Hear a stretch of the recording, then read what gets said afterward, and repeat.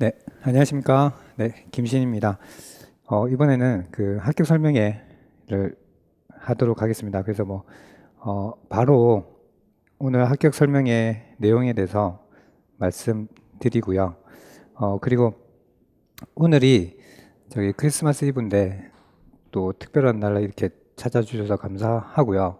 어떻게 하다 보니까 제가 크리스마스 이브 날 이렇게 수업하게 됐는데, 어, 짧지만, 이 시간이 좀 의미 있는 시간이 됐으면 좋겠다고 생각이 듭니다. 그리고 또 제 성격상 이렇게 수업을 하든지 설명을 하든지 했을 때 그냥 의미 없는 시간을 보내고 가는 것보다는 좀 의미 있는 시간을 가지고 가는 게 좋지 않을까라는 생각에 이 설명이지만 그래도 설명을 듣고 나서 세 가지 정도는 선생님들이 좀 얻고 갔으면 하는 생각에 좀 만들어 봤습니다. 그래서 제 합격 설명의 첫 번째는 일단 최근 기출 문제를 좀 분석해 보고요. 우리 교육학 기출 동향이 어떻게 되는지 좀 알아보도록 하고, 두 번째는 내 시험 준비, 제 커리큘럼이 어떻게 되는가 한번 좀 살펴보고요. 그리고 두 번째는 수험생 공부 방법.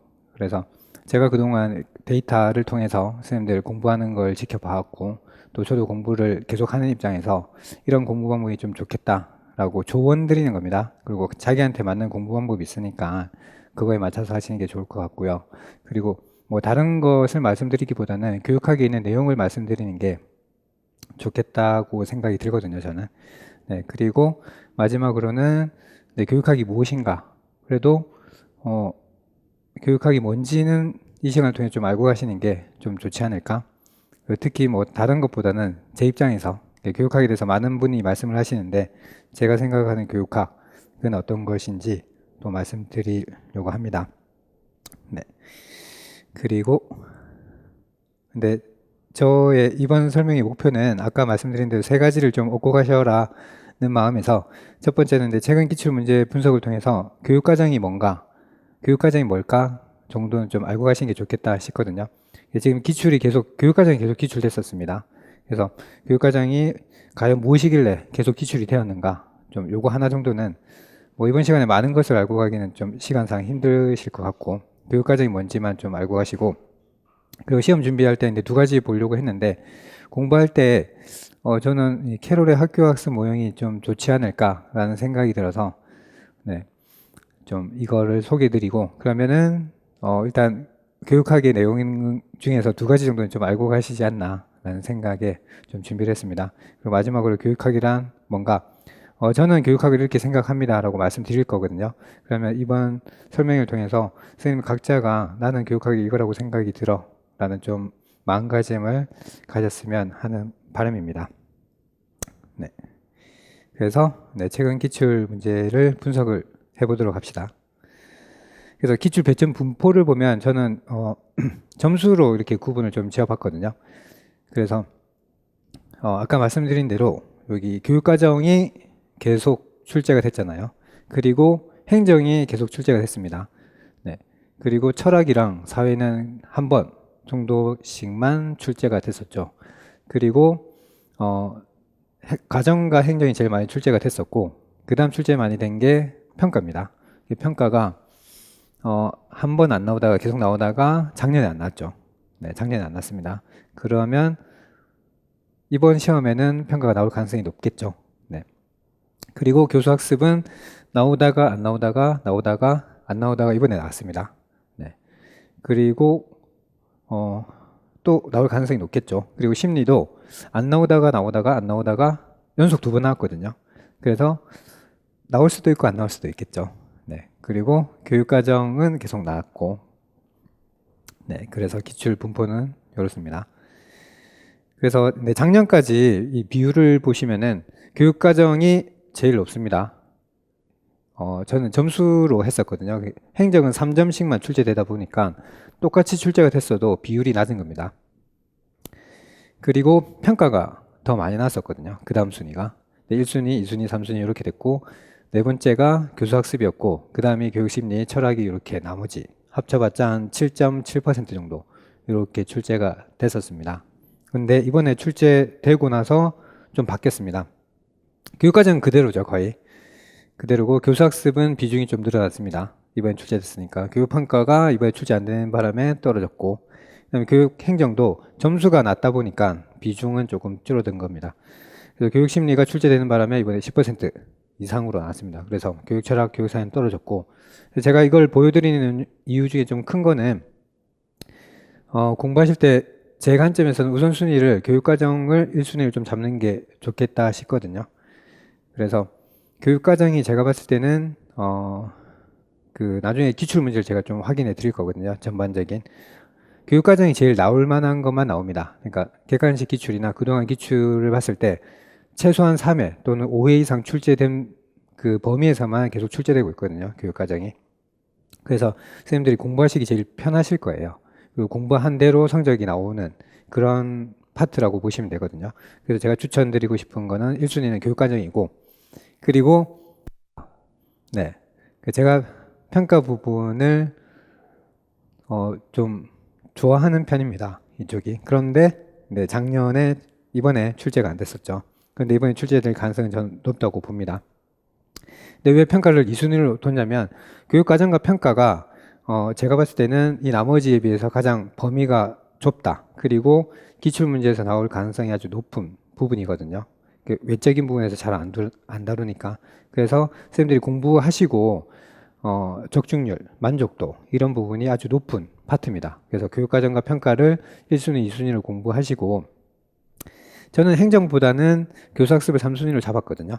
근데 그 이유가 실제로 선생님이 학교 현장에 갔을 때 교수학습이 제일 중요합니다. 내가 아이들을 어떻게 가르칠 것인가, 잘 가르칠 수 있는 교사가 돼야 되겠죠. 그리고 현장에서 설문조사를 하거나 논문에 보면 교사들이 가장 어려워하는 부분이 교수입니다. 내가 어떻게 가르칠 것인가.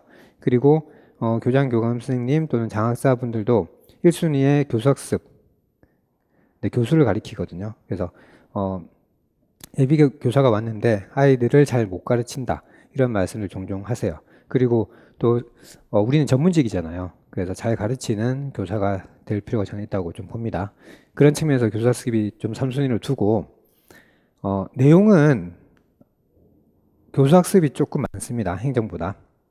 그런데 행정은 4순위로 해서 제가 공부하지 말라 소리가 아니라, 행정은 나오면 되게 범위가 넓고요. 그래서 맞추기 힘들게끔 나올 수 있습니다.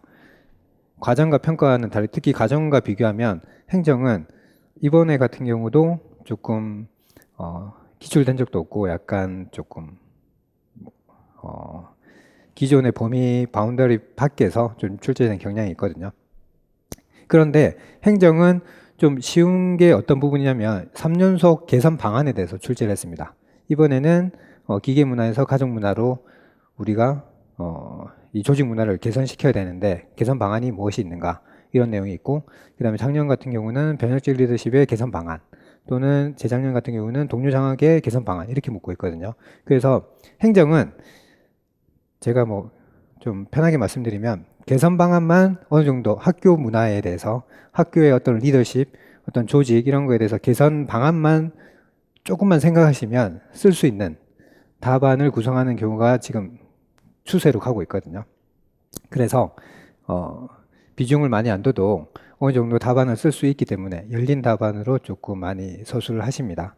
그래서 저도 우리 수험생들 분들한테 뭐라고 했냐면, 개선 방안 이런 문제 나오면 수직적 구조보다는 수평적 구조 측면에서 서술을 하라.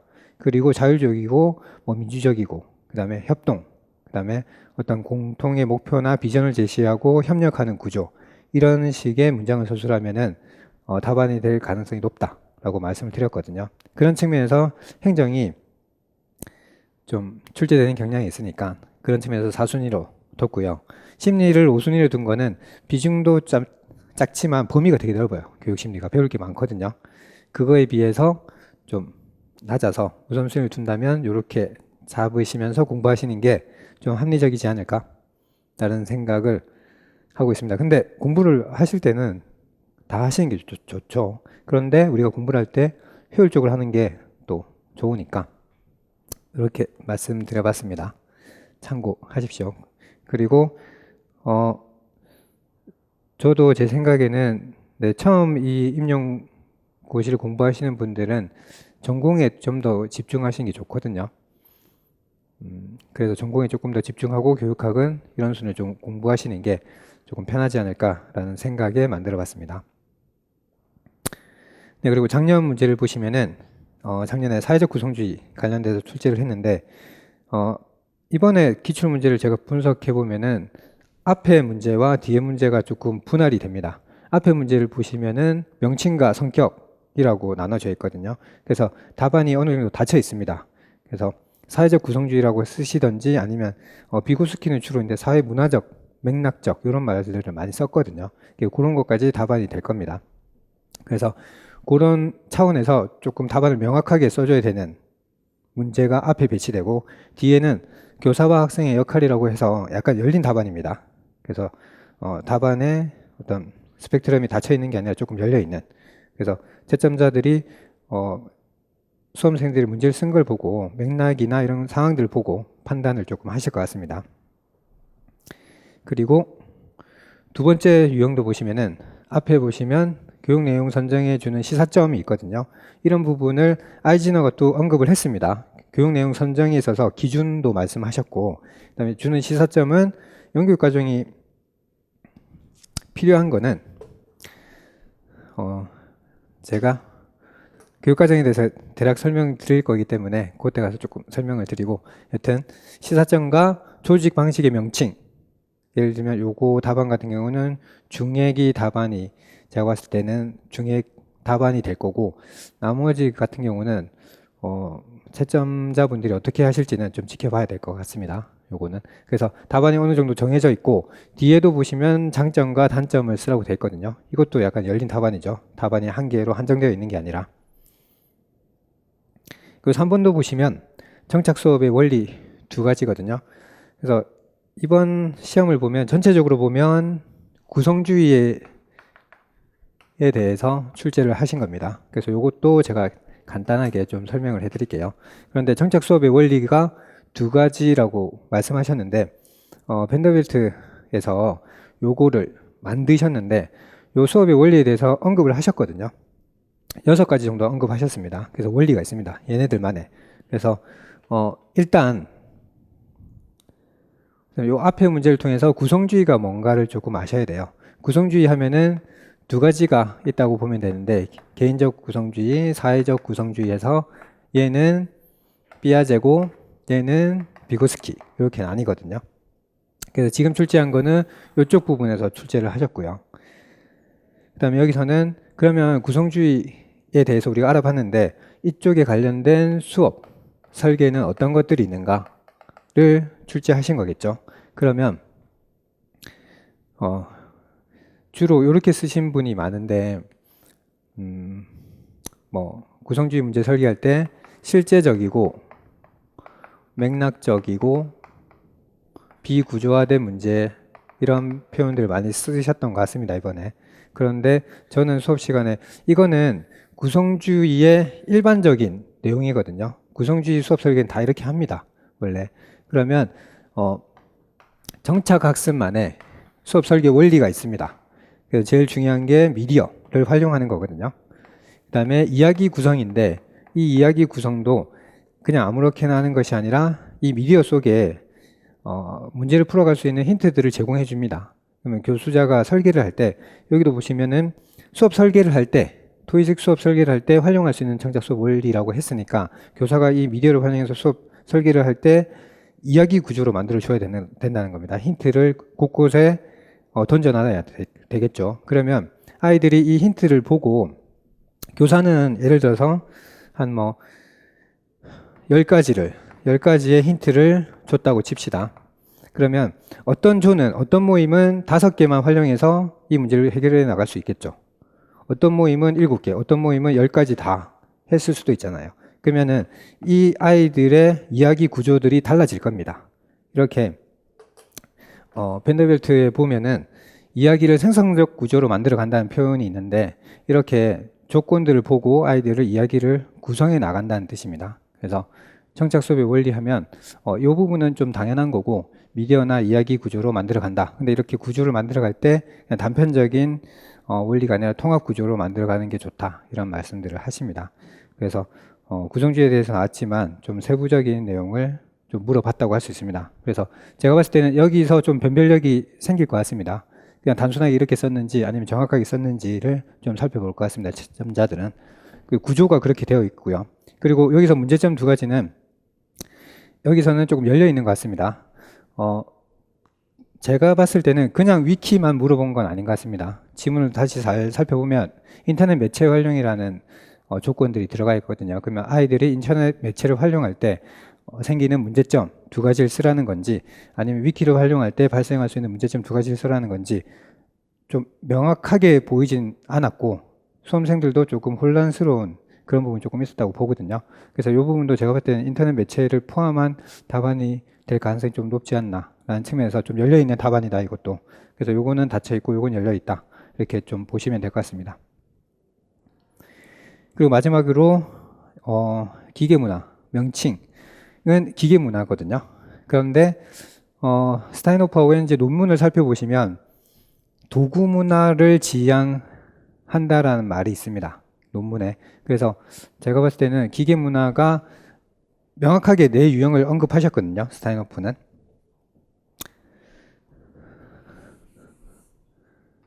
네 가지를 말씀하셨어요. 가족문화, 패밀리라고 돼 있어요. 그 다음에 기계문화, 머신이라고 돼 있고, 그 다음에 공연문화, 카바레, 그 다음에 공포문화, 호러라고 돼 있어요. 논문에는.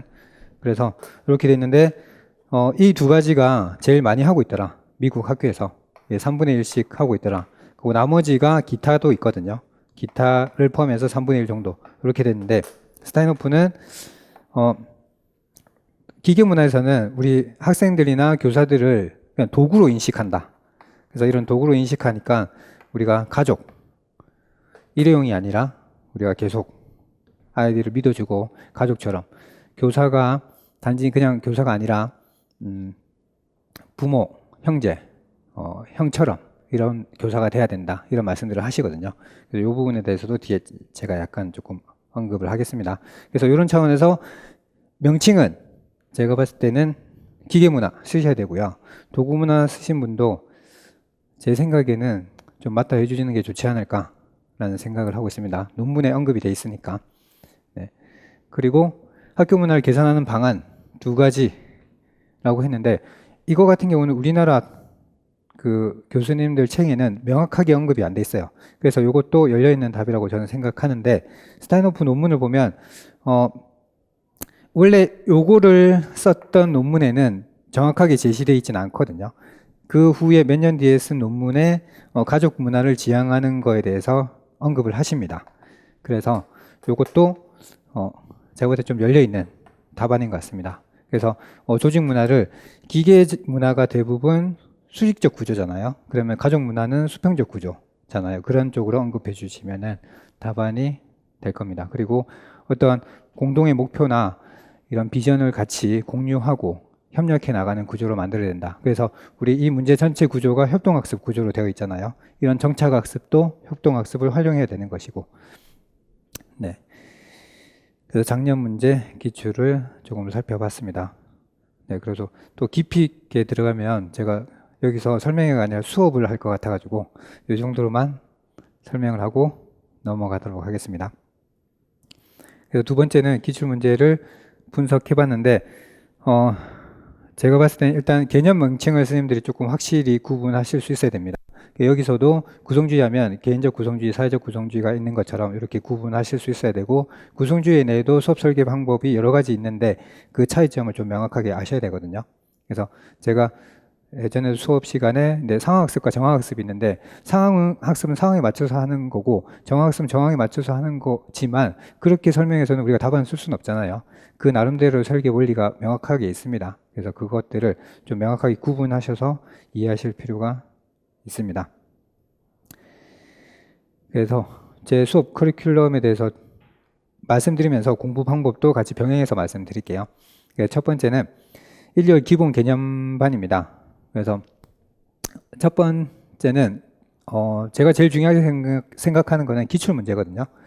그래서 첫 번째 그 2002년 이상부터 지금까지 해가지고 2회 이상 기출된 개념을 중심으로 학습을 할 생각입니다. 1, 2월 기본반에서는.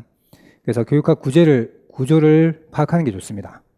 그래서 제가 여기 기출표를 기반으로 한다고 했는데 기출표가 다른 것이 아니라 저는 이렇게 만듭니다. 2002년부터 해서 2019년, 2020년도 만들어야 되겠죠. 이렇게 하는데 이 표 보시면 빨간 게 출제된 거거든요. 잠재적 교육과정 이렇게 예전에 출제된 건데 노란 게 출제 안 돼서 제가 이번에 출제될 가능성이 높다라고 말씀드린 부분입니다. 그런데 제가 그분이 오셔서 예측한 게 아니고 기출 문제를 분석한 겁니다. 여기 보시면 영교육과정이 출제 많이 됐잖아요. 잠재적 교육과정하고 이게 잠재적 교육과정이거든요. 그래서 영교육과정이 많이 출제됐습니다. 그러니까 출제될 거다라고 말씀드리는 겁니다. 그래서 이 기출 기반으로 아까도 제가 말씀드린 게 교육과정은 기출 기반의 문제가 많이 출제된다라고 말씀드렸잖아요. 네.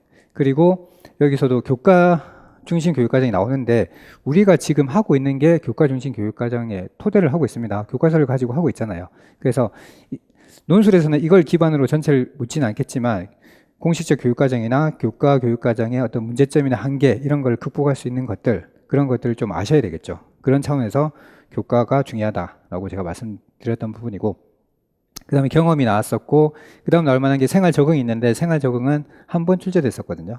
그런데 중액은 4번이나 출제됐었습니다. 그래서 나올 가능성이 높을 것 같다 해서 이번에 출제된 거고요.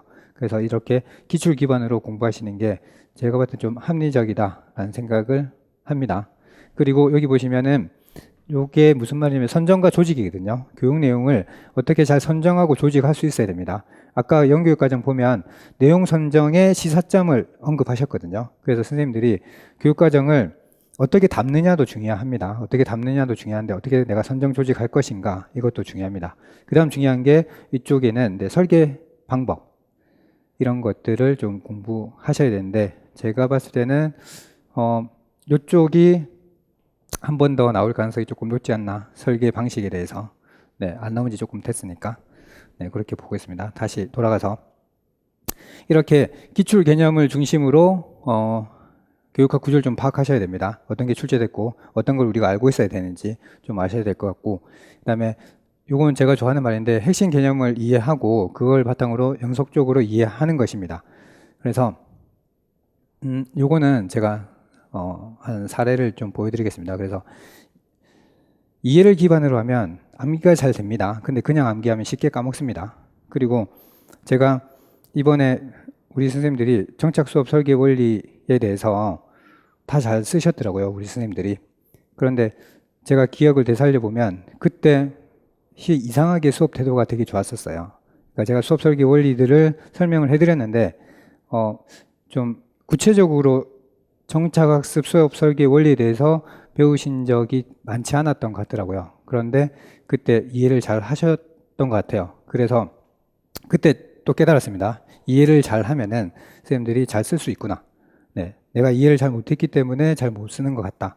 그래서 저도 반성을 많이 했거든요. 잘 가르쳐야 되겠다. 내가 어떻게 가르치느냐에 따라서 수험생들 태도가 달라지는구나를 조금 느꼈거든요. 그래서 핵심 개념을 통해서 이해를 잘 해야 됩니다. 우리들이.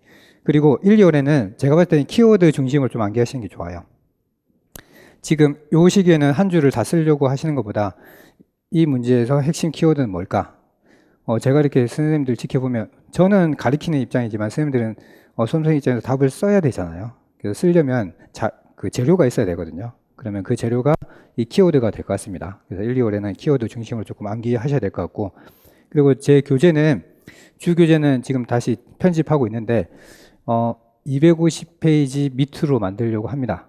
그래서 저는 저도 힘들 것 같아요. 1000페이지 이렇게 만들어서 선생님들한테 제공하는 것 자체도 저도 힘들 뿐만 아니라 선생님들도 힘들고 부담이 좀 될 것 같거든요. 그래서 기출 기반으로 잘 분석하면 요거 가지고도 충분하지 않나, 기본 교재는. 그렇게 생각합니다, 저는. 그리고 저는 학습 부담을 줄이는 게 좀 우리가 해야 될 일이라고 좀 생각하거든요. 잘 가르치는 것도 중요하지만. 그래서 그 다음 형성평가지는 50페이지 내외로 매시간 형성평가지가 갈 겁니다. 그래서 제가 점검을 할 거고요. 그리고 기출문제로 개념 점검을 하고 형성평가를 통한 월말 진단. 그래서 선생님들이 형성평가지를 답안을 저한테 제출하시면 제가 그걸 검토해서 선생님들의 강점, 약점을 제가 조금 진단을 할 거거든요. 그래서 공부 방법에 보면 초기에 선생님들 적성을 파악하는 게 좋습니다. 이 적성이라 하면 뭐 여러 가지 측면이 있겠지만 제가 봤을 때는 학습자의 개인적 특성, 그러니까 개인차라고 볼 수 있거든요. 그럼 내가 잘하는 게 뭔지, 못하는 게 뭔지 좀 아실 필요가 있어요.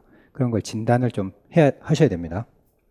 그래서 1월에서 4월에서는 제가 봤을 때는 적성을 파악하는 게 좀 중요합니다. 그리고 이거대로 또 공부하시면 학교 가서 선생님들도 아이들의 적성을 파악해 줄 수 있습니다.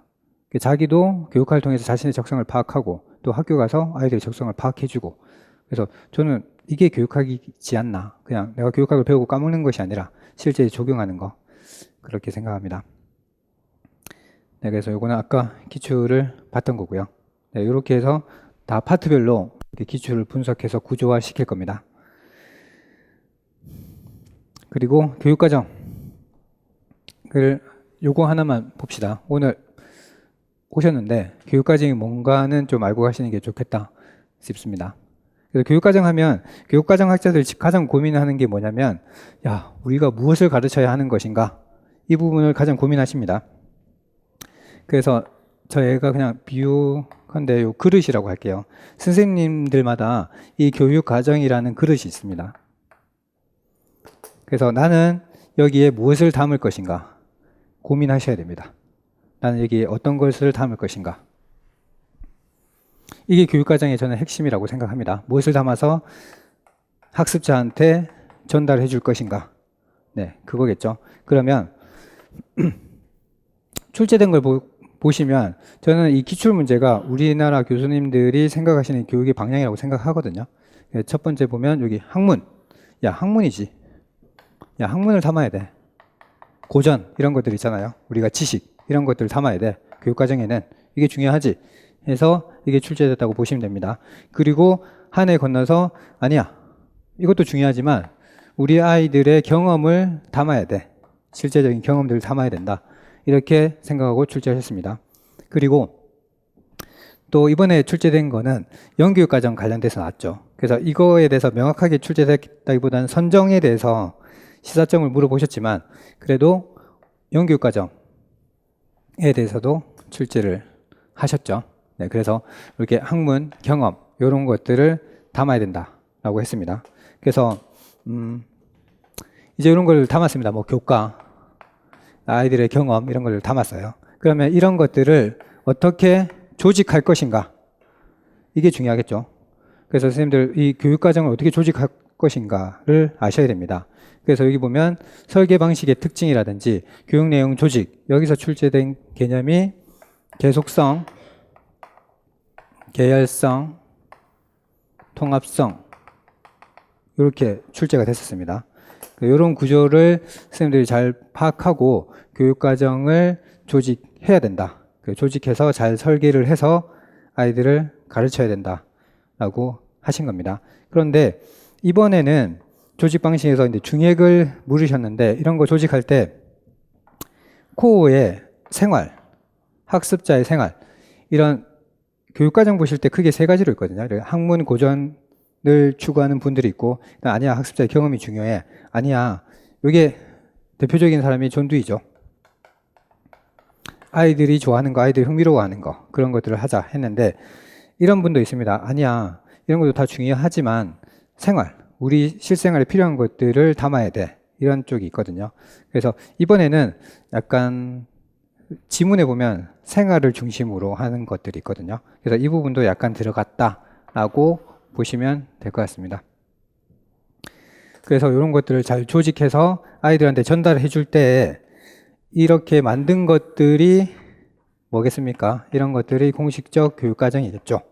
공식적 교육과정 일 건데, 네, 선생님들이 이렇게 잘 만들어서 아이들한테 전달을 했어요. 근데 전달을 했는데 아이들한테 학습 경험이 일어나겠죠. 학습 경험이 일어날 겁니다. 그런데 나는 수학을 가르치려고 했는데 애들이 수학이 싫어졌어요. 그런 게 잠재적 교육과정이겠죠. 그래서 출제가 2번이나 됐습니다. 잠재적 교육과정. 그래서 내가 의도한 그런 교육과정이 아니라 의도하지 못했던 것들까지 발생합니다. 교사는 그런 것까지 알고 잘 구분해서 아이들한테 전달해 줘야 되겠죠. 그리고 이런 것들이 있지만 우리가 밖에 예를 들면 효라고 합시다. 부모에게 효를 한다. 이런 것들은 중요한 부분이잖아요. 근데 공식적 교육과정에서 잘 다루어지지 않고 있잖아요.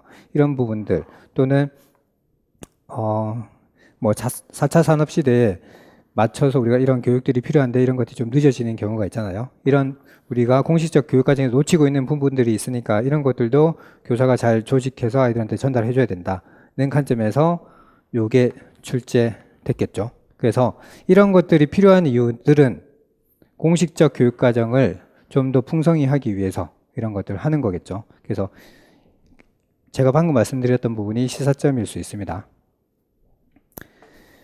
그래서 교육과정 하면 이런 기반에서 문제를 출제하고 있습니다. 그래서 선생님들이 나는 내가 교사가 되면 이 교육과정을 무엇을 담을 것인가 고민해 보시고 이게 담았을 때 그냥 아이들한테 전달해 주는 게 아니라 어떻게 내가 잘 조직해서 아이들한테 전달해 줄 것인가, 그리고 아이들한테 전달할 때 여러 가지 문제점이 발생할 수 있거든요. 이런 걸 우리가 인지하고 잘 전달해 줘야 됩니다. 네. 그래서 교육과정 하면 오늘 제가 좀 가져갔으면 하는 거는 무엇을 가르칠 것인가와 이런 구조가 있다는 거 좀 알고 가시면 좋겠습니다. 그래서 여기서는 좀 개념 위주로 우리가 학습을 한다면 3, 4월에서는 제가 봤을 때 어느 정도 기초가 있으신 분은 1, 2월 굳이 들으실 필요는 없을 것 같지만 뭐 듣는 것도 제 입장에서는 괜찮을 것 같습니다. 들어보시는 것도. 그런데 좀 공부가 어느 정도 되신 분들은 요거를 듣는 게 조금 더 나을 거라고 생각합니다. 여기서는 교육학에서 단 1회 이상 출제된 거, 예를 들면 정착학습 같은 경우도 오롯이 본 문제로 출제된 적은 없거든요. 객관식에서. 그런데 보기 문제로 나온 적들이 많이 있습니다. 정착학습 같은 경우는. 그래서 단 1회 이상이라도 또는 보기에서 나왔던 것들 중심으로 우리가 좀 분석해보고, 그리고 여기서는 교육학의 흐름과 방향을 이해하는 측면에서 좀 살펴볼 겁니다. 그리고 아까 우리가 2일 통한 문장 서술은 키워드를 암기를 했잖아요. 1, 2월에. 그러면 이 키워드를 통해서 한 줄 쓸 수 있는 거, 문장을 쓸 수 있어야 되겠죠. 제가 봤을 때 우리 시험 같은 경우는 한 줄, 길게는 2줄 정도만 쓰실 수 있으면 충분한 논술이 될 거라고 생각합니다. 네, 그리고 이런 것들이 제가 그냥 큰 틀에서 말씀드렸는데 흐름들이 있거든요. 원래 처음에 교과 중심 교육과정에 출발해서 경험 중심으로 넘어오고, 우리나라도 학문 중심에서 학문 중심 전에 경험 중심 교육과정이 있었습니다. 잠깐. 그리고 이런 배경들이 있거든요. 그런 흐름들, 방향들을 이해하고 있으면 선생님들이 좀 서술하기 더 편합니다. 그냥 단순히 암기하기보다는. 그래서 그런 쪽으로 좀 알아보고, 교재도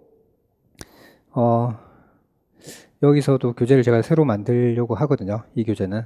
그래서 200페이지 내외로 할 생각입니다. 그래서 1, 2월 복습 비율을 한 30에서 한 40% 정도로 하고, 나머지는 심화 및 확장을 할 생각입니다.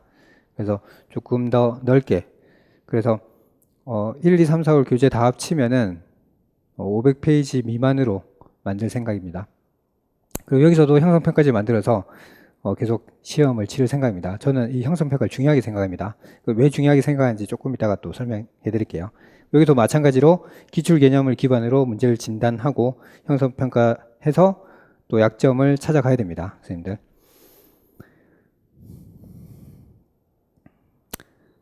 그리고 구성주의는 요거 제가 여기서 설명해 드릴까 했는데 아까 대략적인 설명을 해드렸기 때문에 요거 넘어가도록 할게요. 시간도 조금 지난 것 같으니까.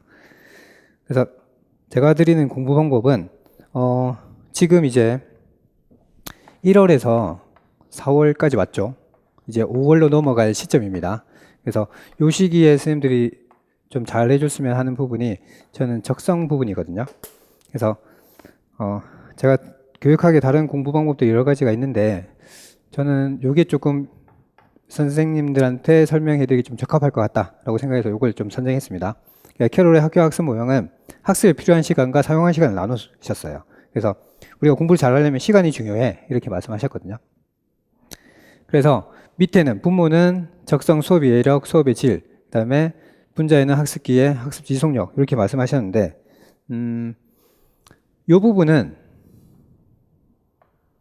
제가 해야 될 부분입니다. 제가 해야 될 부분이고 선생님들이 해주셔야 될 부분은 네, 이 부분입니다. 그런데 수업 이해력은 요거는 기출에도 나왔지만 이게 지능과 관련되어 있거든요.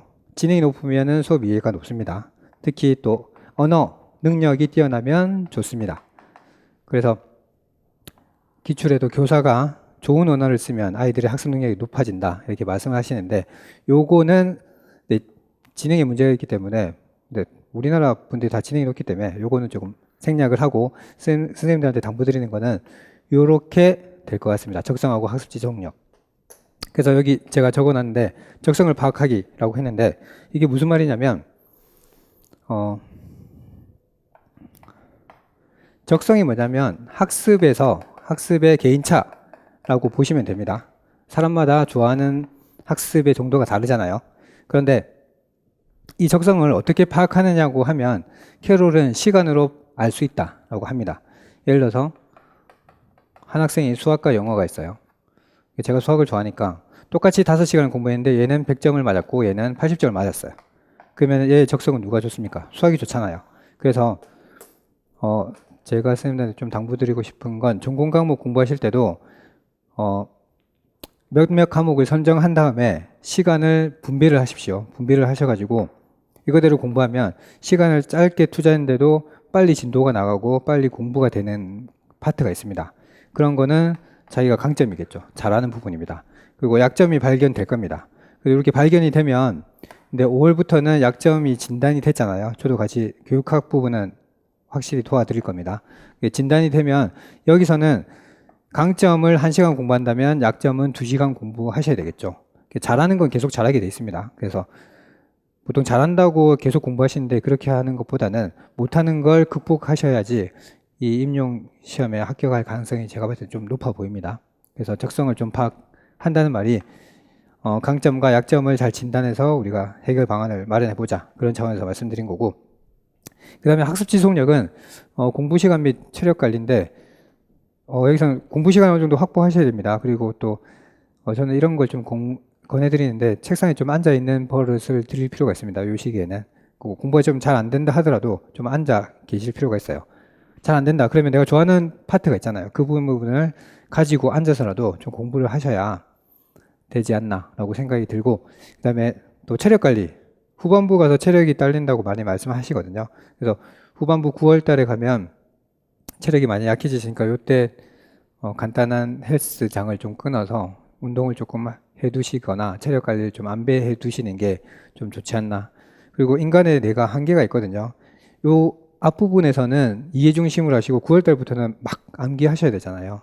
그리고 요즘 추세가 또 전공도 제가 듣기로는 좀 지엽적인 문제가 나온다고 얘기를 들었습니다. 그래서 그러려면 9월 달에 집중적으로 좀 암기할 파트가 필요한데 그전에는 이해를 하시고 요때는 수면 시간도 많이 줄여야 되겠죠. 요때는 체력 안배를 좀 하시고 네. 그래서 캐롤의 학교 학습 모형이 시험에 나왔으면 좋겠네요. 네. 여튼 이렇게 공부하시는 게 조금 좋을 것 같고요. 그 다음에 마지막으로 동기부여 교사의 사명감에 대해서 제가 좀 말씀드리고 싶은 부분은 우리가 학습 지속력을 하려면 엉덩이를 붙이고 오래 앉아 있는 것도 중요하지만 저는 제 수업의 좀 특징이라고 말씀드리고 싶은 게 구성주의 학습 환경 설계 모형 조나센이라든지 브라운의 인지적 도제 모델에서 교사의 역할에 대해서 말씀을 하시거든요. 첫 번째가 모델링입니다. 선생님 혹시 이거 아세요? 두 번째, 세 번째? 네, 모델링이 있고 그 다음에 코칭이 있고 그 다음에 스캐폴딩이 있습니다. 이게 교사의 역할이거든요. 그래서 우리 수험생들이 이렇게 많이 외우십니다. 모코스 이렇게 많이 외우시거든요.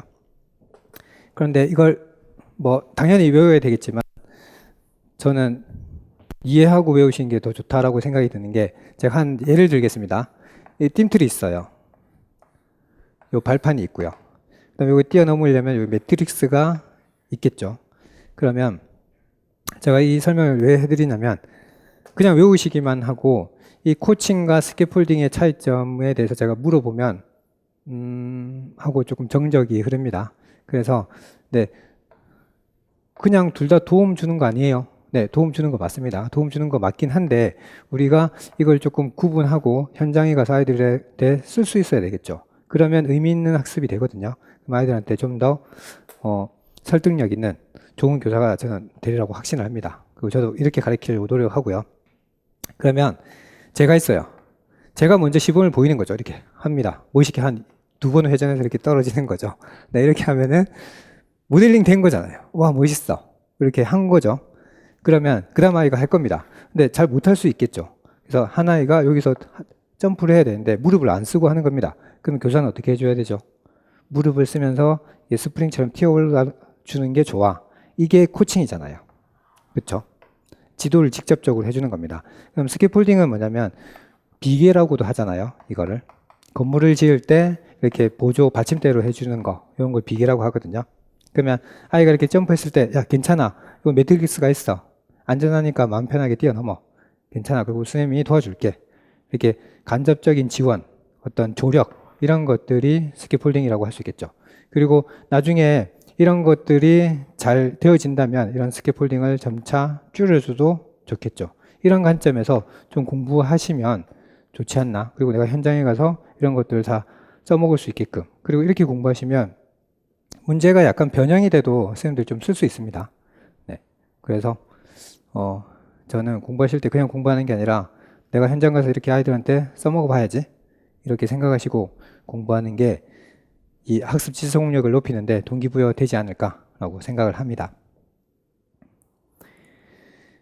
그리고 이제 적성을 다 파악했으니까 네, 5, 6월에는 기출 심화 및 확장이 필요한 것 같습니다. 그래서 여기서 기출 심화, 이때까지 기출 심화를 다 했는데 또 기출을 하니?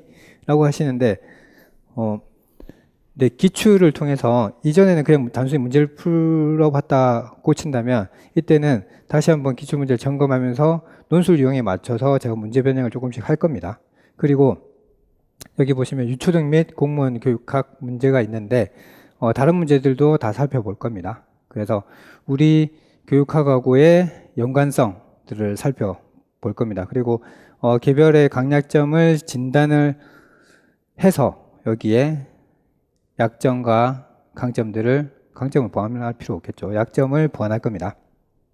그리고 교재는 기출문제 위주로 할 겁니다. 그리고 여기 보시면 우선순위 개념 자료집이 있는데 이때 개념을 우선순위로 좀 정리를 해가지고 선생님들 좀 이때부터는 조금 암기할 필요가 있다고 보거든요. 그전에는 이해 중심으로 가는데 이해도 하지만 어느 정도 암기를 하셔야 되기 때문에 이렇게 같이 기출과 우선순위 개념을 조금 살펴보는 게 좋다고 생각이 듭니다. 그리고 7, 8월의 사례중심 모의고사는 지금 문제가 대부분 뭐 해결 방안이라든지 개선 방안 이런 문제들을 조금 물어보고 있습니다. 문제점이라든지 그런 부분에서 좀 우리가 그런 적응 능력을 길러야 되겠다라고 생각이 들었습니다. 그래서 교육과 관련된 실전 사례를 적용해서 그 사례 형태의 문제에 맞춰서 교육학 개념을 서술할 수 있는 거. 그러니까 이때는 어떤 학생의 한 사례가 있을 겁니다. 이 사례를 통해서 문제를 제가 만들어서 선생님들한테 제공해 줄 거거든요. 그러면 우리가 배웠던 것들 있잖아요. 배웠던 것을 통해서 이렇게 소술해 나가는 연습을 해볼 겁니다. 네. 그리고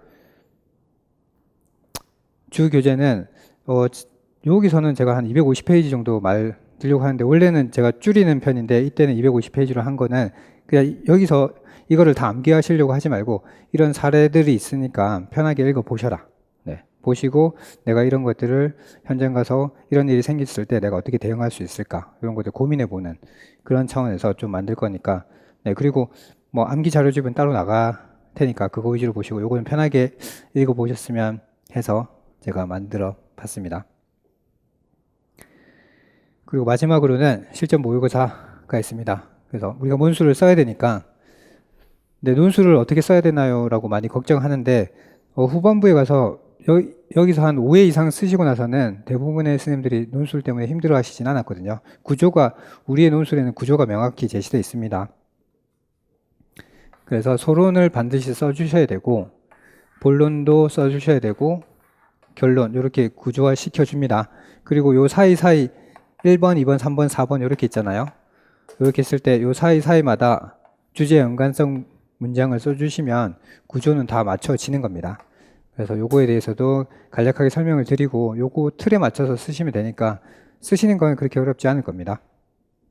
그리고 뭐 실전 감각을 길러보고 개념 정리하고 그 다음에 개별 진단을 통한 처방이 중요하겠죠. 나의 부족한 부분을 파악하고 진단을 해야 되겠죠. 네, 그리고 교재는 여기서도 모의고사 포함해서 제가 그 모의고사 관련돼서 다시 이 250페이지는 이 250페이지 다시 만드는 게 아니라 제 기존에 있는 개념들을 추려서 다시 정리를 할 겁니다. 선생님들이 다시 이렇게 보면 좀 힘들 수 있으니까 좀 보기 편하게 만들려고 합니다. 네, 그리고 보조 교재는 핵심 개념 암기 자료 제가 한 100페이지 내로 이거 만들어서 항상 수시로 암기할 수 있게끔 이렇게 만들 생각입니다. 그리고 매시간 모의고사를 칠 거고 첨삭도 원하시는 분들한테는 제공될 겁니다. 네, 그리고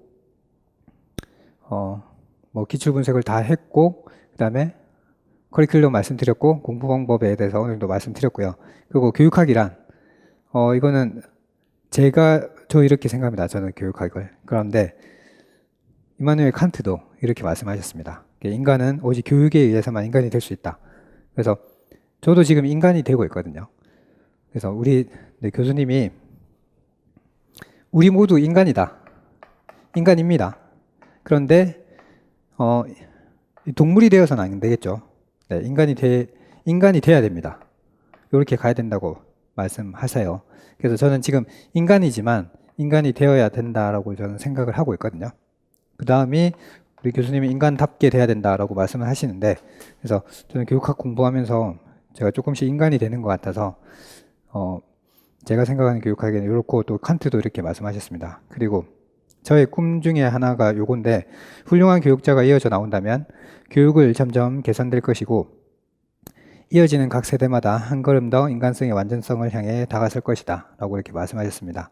그래서 우리가 한 사람 한 사람 좋은 교사가 되면 우리나라 교육이 좋아지지 않겠습니까? 그리고 교육뿐만 아니라 이 세상이 좋아질 거라고 저는 확신을 하고 있거든요. 그래서 그 한 부분에 제가 조금 기여를 하고 있지 않나 라고 생각을 하면서 교육학을 열심히 공부하고 또 제가 배운 거를 선생님들한테 좀 잘 전달해 드리려고 하거든요. 그리고 제가 마지막으로 조금 드리고 싶은 말은, 우리가 이번 문제 4번에 보면 명칭이 이제 기계문화였잖아요. 그래서 스탠호프는 기계문화에서 가족문화로 가야 된다 라고 공고를 하시거든요. 그래서 여기 보면 근데 기계는 고장이 나면 버리거나 방치를 하잖아요. 이런 거 바람직하지 않아. 우리 자식이 있는데 아프면 병원에 데리고 가잖아요. 방치하거나 버리지 않습니다. 결코. 그래서는 안 돼. 우리가 가족처럼 학생을 대해야 된다.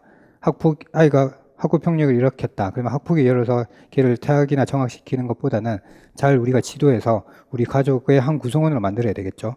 네, 그런 거를 말씀하십니다. 그런데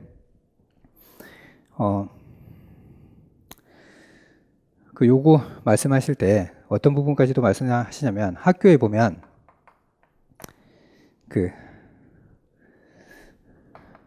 단기 계약직 있잖아요. 이런 분들이 있습니다. 학교에 이런 분들이 있는데, 이런 분들도 장기 고용, 롱텀 장기 고용으로 바꿔줘야 된다. 가족 문화로 가려면. 이런 말씀을 하세요. 그래서 이번 답안 중에 4번의 개선 방안 중에 이거 쓰셔도 돼요. 학교의 비정규직을 정규직으로 바꿔줘야 된다. 이렇게 쓰셔도 답안이 됩니다. 논문에 그렇게 말씀하고 계세요. 근데 제가 이 말을 왜 드리냐면, 제가 최근에 보는 드라마가 하나 있습니다. 뭐 이거 얘기해도 되죠? 블랙독이라고 기간제 교사 드라마거든요. 그래서 제가 저번에 수업할 때도 제 수업 들으면서 기간제 수업 하시는 분들도 계셨고, 또 이번에 제 수업 들으면서 기간제 수업 하실 분이 있을 거라고 저는 생각이 들거든요. 물론 저는 일하면서 공부하는 게 힘들다고 생각을 합니다. 그런데 제가 좀 드리고 싶은 말은, 우리가 임용에 합격을 했습니다. 합격하면 당연히 정규직이죠. 정규직이 돼도 겉으로는 보기에는 우리가 정규직이 됐지만 과연 아이들 마음속에 우리가 정규직일까? 제가 말씀드린 건 우리가 학교에 가서 아이들을 가르쳤을 때 아이들의 평생의 기억에 추억에 남아있는 교사가 내가 될 수 있을 것인가 한번 생각해 봤으면 좋겠다 싶거든요. 내가 비록 지금 기간제지만 아이들 마음속에 영원히 남으면 그건 정규직이잖아요.